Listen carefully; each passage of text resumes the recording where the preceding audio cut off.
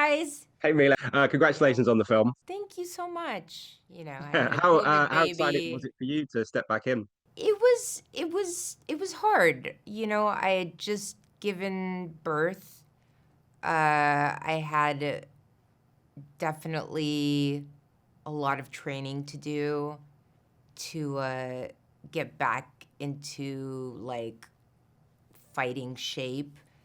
I had a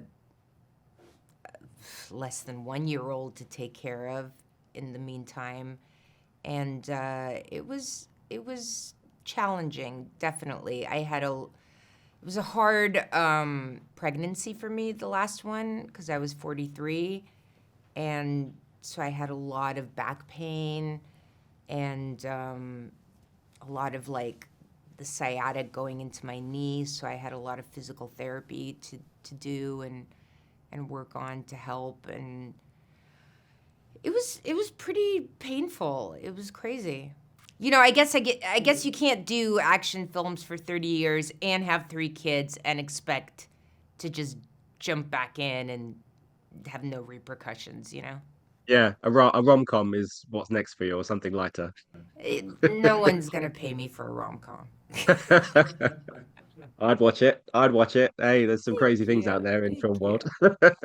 uh, Paul is such a visionary director, as you know. This one particularly, it's just so much going on the screen visually, and he's got so many amazing techniques going on. How quickly did you get to see what it actually looks like? Because I imagine you say the training, there's lots of CGI and stuff. So what was it like to see kind of the finished product? It was really interesting because Paul works with Dennis Berardi um, out of Toronto, and we've been working with him for visual effects for 20 years now.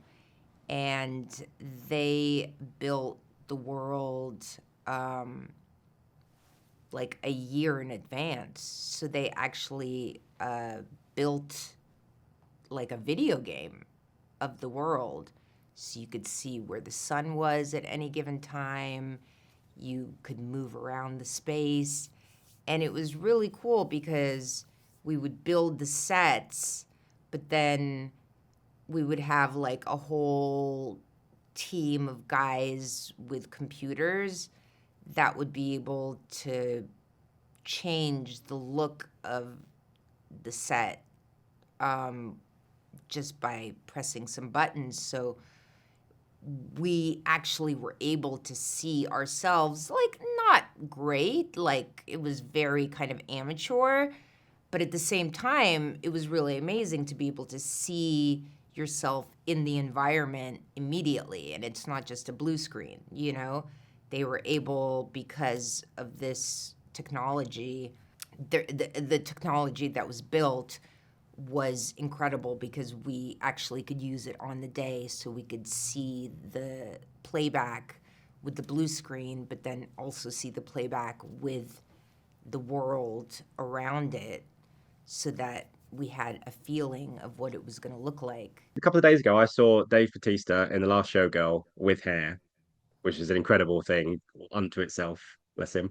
Um, and he was formidable in a dramatic role, absolutely formidable. And then I get to see this 2 days later, and he's formidable in this as well. What's it like working with him? Because given his background and now into acting, he's become such a formidable force in these kind of movies. I mean, first of all, Dave is the most down to earth, sweet, and humble person you would ever meet. He was a pleasure to work with.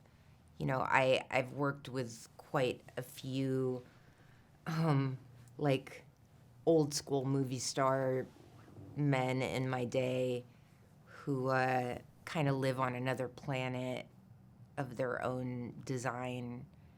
And Dave was somebody that was part of the crew, like he was our people. Like he was with us. He was present in the moment.